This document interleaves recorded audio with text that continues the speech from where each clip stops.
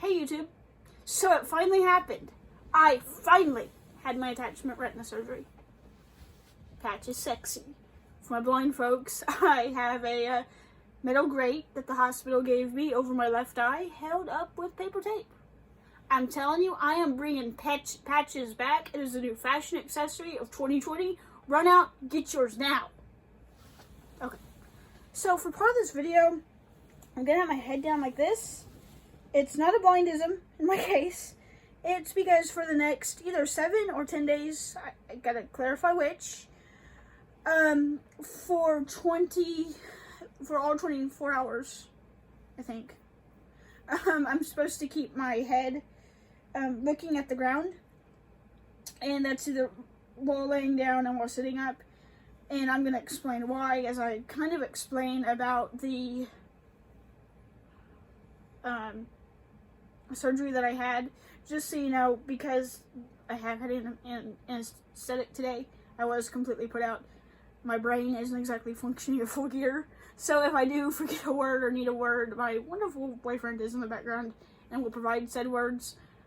I swear I'm not I do have the ability to memorize, just not functioning at full cylinders right now. So I do apologize, I'm not looking at the camera. I know it looks a bit odd, but I wanted to kind of explain the surgery, explain kind of my experience, just in case any of you find yourself with a detached retina, or a loved one does, or whatever. They are fairly common. This experience obviously would not be universal. There are other ways to reattach a retina. My case was a bit unique. I won't bore you with the details of that again. And, but hopefully it will help someone out there, because that's kind of my main reason of doing this YouTube channel. Oh, I do have my little pet snake, which isn't really a pet, it's a stuffed snake that was gifted to me today. I'm calling it Damien in honor of Jake the Snake Roberts. And I just felt like he should get to hang out in the video too, because I'm like a 4-year-old. So anyway, I have a model of the eye. So I kind of want to explain how a detachment happens, first of all. Or, in the manner of the eye. And to fully understand that, you kind of have to understand the parts of the eye. And I mean, I find the parts of the eye actually more interesting at like a cellular level, but that would bore the heck out of most of y'all people and y'all don't care, so we're not going to get that far into it, I promise. Okay, you have an eye. And I opened up the top of my eye, and we're going to start with the basics. This is your lens. This is the frontal part of your eye. This is the part of your eye that gets scratched, that gets cataracts. We have cornea. Sorry, cornea. I'm an idiot. This is your cornea. Told you, I'm not with it today. This is the part of your eye that gets scratched. You have cataracts in your cornea. They ended up not having to replace my cornea, which is flipping good, because there is a risk when you do have cornea surgery that if your eye gets hit, it could cause your eye to rupture. So that's one less thing that I have to worry about. Now, saying that, if you ever do need a replacement cornea, it is a very common operation. Corneas are easy to get a hold of in comparison to other organs. Don't be, scared. Totally go for it. This is your iris, the colored part of your eye. My eye doesn't really have a colored part, but it would have. And it would also have a black part, which is your pupil, which is your part that dilates. My iris is actually attached to my lens, which is the part right behind it. And that is called a synechia. They can fix it. They're not bothering to fix it in my case, because, frankly, it doesn't matter. It's not really going to affect my light perception, which is realistically what we're hoping to get out of this. This is your lens. It's the part of your eye that helps you focus and that kind of stuff. This is your vitrea. This part we'll come back to later. This is kind of the rest of your eye besides your retina, which we'll talk about. But this is the big part that has your fluid. you hear people talk about floaters, and that all happens because of the keratin, collagen in your vitrea. And your vitrea is filled with different fluids, and we'll come back to that later. So, and I will describe this next part after I kind of explain it for those of you who need it. This part right here, the back part of your eye, is made up of your retina, your choroid, and your sclera.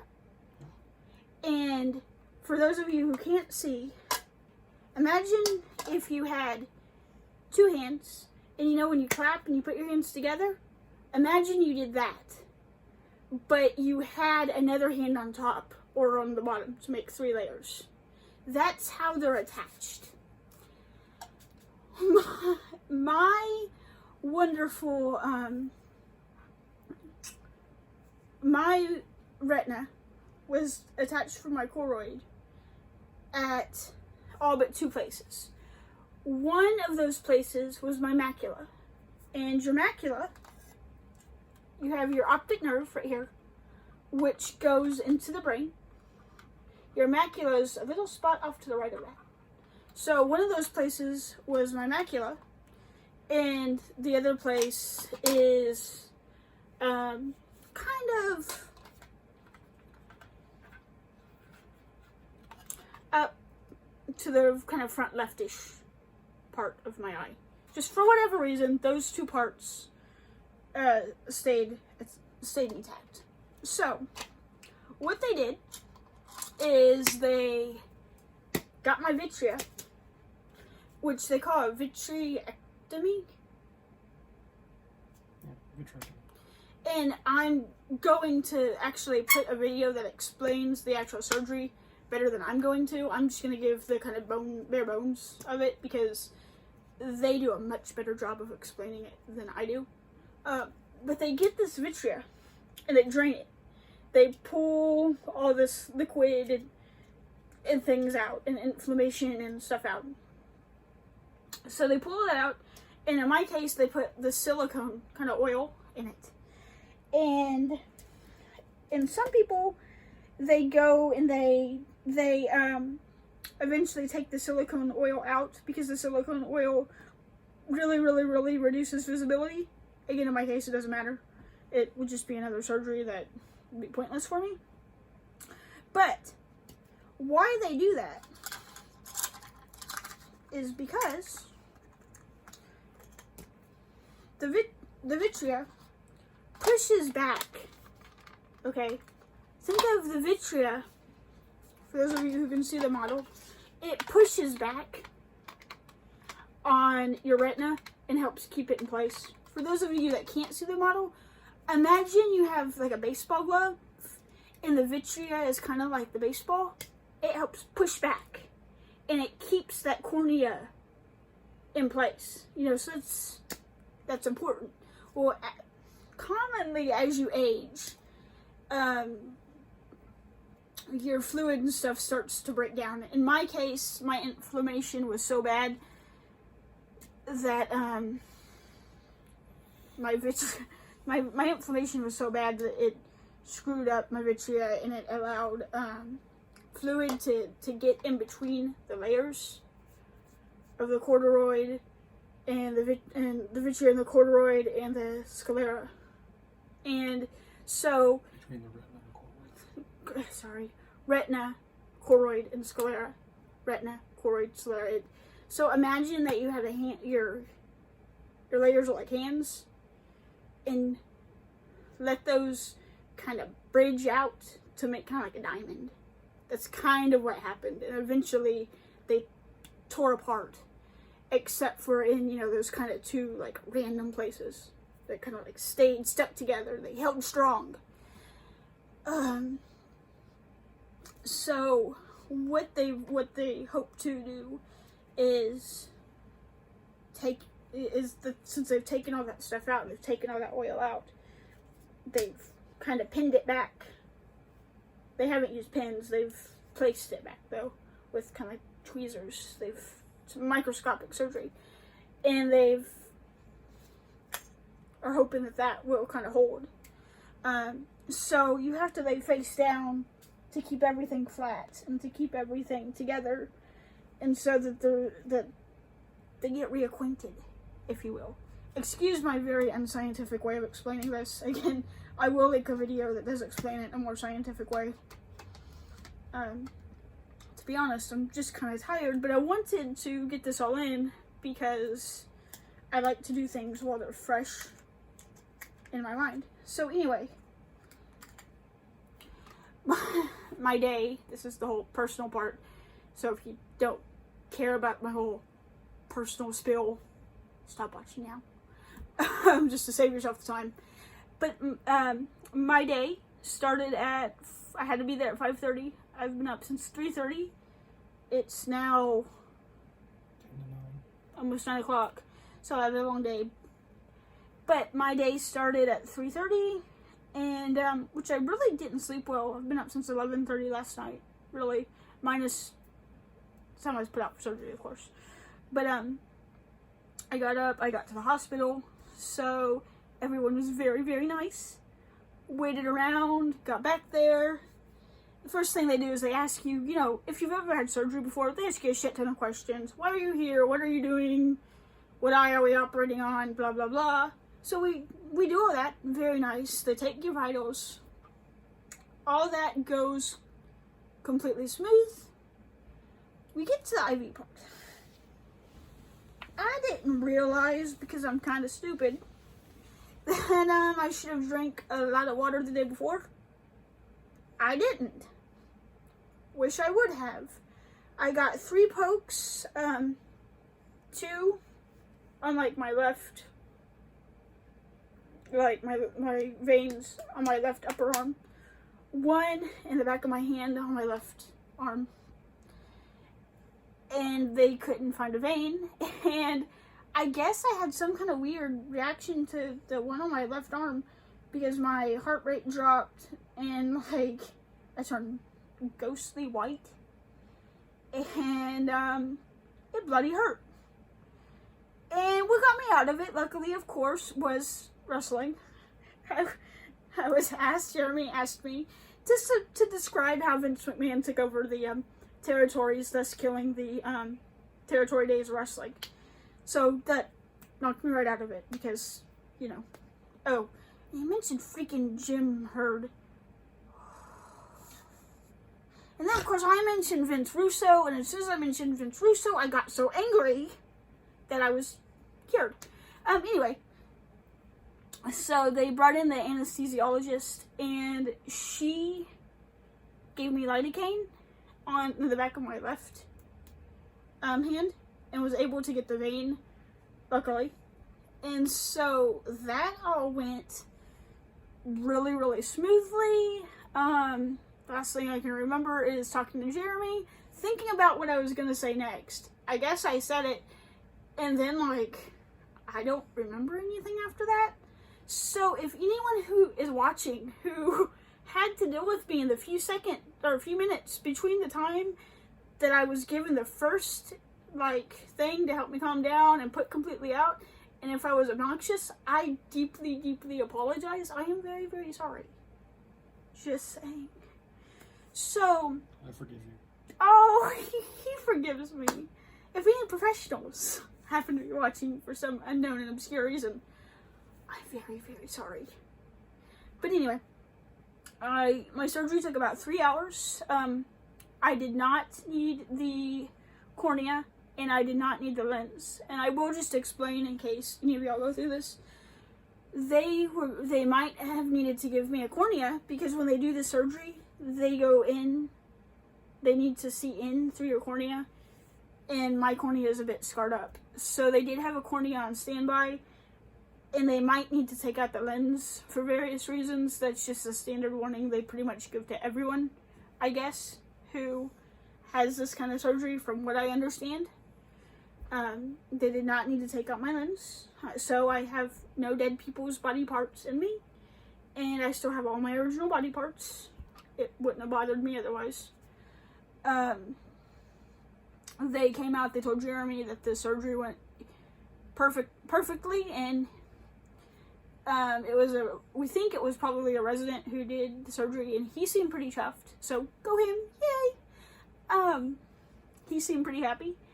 I woke up from the anesthesia completely normal. My first thought was, oh, I haven't had my surgery yet. My second, I was then told, hey, you're in post-op. So then I did what any logical person would do next. I immediately started to think of wrestling tag teams from the 1980s and think of the people who made up the tag teams to check my mental cognition. After going about through 5 or 6 teams, I determined that my mental cognition was completely normal, fine. Jeremy came back. I told him what I was doing, and he's like, oh, she hasn't been bothering you with wrestling. And I'm like, of course not. She doesn't know anything about wrestling. She's not going to be able to correct me if I'm wrong. It's all in my head. Just saying. But, woke up completely fine. I did need to, they did put some kind of catheter in, so I had to make sure I could pee before I could leave, just so you know. Also, I will just describe hospital gowns, in case you've never been in a hospital gown for whatever reason. The nurses or whoever, they'll tell you, and if they don't tell you, ask if you need to leave your underwear on or take them off. If you're going to need a catheter, chances are they're going to tell you to take it off. Take off your underwear, take off your bra. You can ask. It's nothing to be embarrassed about. The opening goes in the back. There are these little strings. They're kind of a pain in the butt to tie. I'm not gonna lie, I was kind of worried about my butt flashing the whole, thing. I don't know how they work, but if you tie them tight, your butt does not flash, even though you think it will. It's okay. Nothing to be embarrassed about. Don't be afraid to ask for assistance if you should need it. You will get a band with your name, and especially if you do have a disability or you're already blind, you will get this ugly, bright color thing that says fall risk. Don't take it personally. Hopefully, I was very lucky. I was somewhere where I was treated as a competent adult. Unfortunately, I have had cases with professional people where I haven't been treated that way. Don't be afraid to advocate for yourself. And let them know you're not a bloody idiot. I have to remember this is YouTube, and my mom will be watching this. Hi, Mom. So, trying to keep my language appropriate. Insert whatever words you deem necessary there. But overall, my experience was very good. I've pretty much been awake all day now. I swear, anesthetic seems to I woke up from pretty dang good. Your experience may vary. You might wake up feeling groggy, not quite with it. That's okay. That's well within the norm. Don't worry. Don't think, oh my god, something's wrong. It's okay. Everyone comes around at their own time. Luckily it only took me about 30 minutes to come around. But, I will do another video tomorrow, about my post-op appointment, kind of what that was. Don't worry. I'm not gonna do a post-op appointment I'm not gonna do an update video every freaking day. I will probably do a video after the 10 days are up, because the 10 days are kind of what they said my healing time will be. My restrictions that I know for the 10 days, no, it's for 3 weeks. They said I can't do any physical activities. Yeah. Son of a gun. I take it back. I guess my recovery time's a bit longer than I thought. I think it's 10 days I gotta lay on my face. He thinks it's 7. He's probably right. He has been, by he, I mean Jeremy. As I'm pointing over at him for those that can't see. He's been right about things that, well, he was right about the day of my surgery. I've been right about other things they've said. We'll see. It's toss-up. But, damn. So for 3 weeks, I can't lift everything heavy. They didn't quantify heavy, so I need to verify what heavy is to them. I can't get my eye wet, I think, for 3 weeks. I can't do eye drops for 3 weeks. They really want me to baby this freaking eye. I'm just saying. But, I'm definitely going to listen to the post-op instructions. Jeremy and I like counted it up. We figured out like something like 15 different doctors at this point have been involved with this eye, and that's not even including the front desk staff. I'm not gonna shit on everything they've done. They've worked their butts off to get me where I'm at.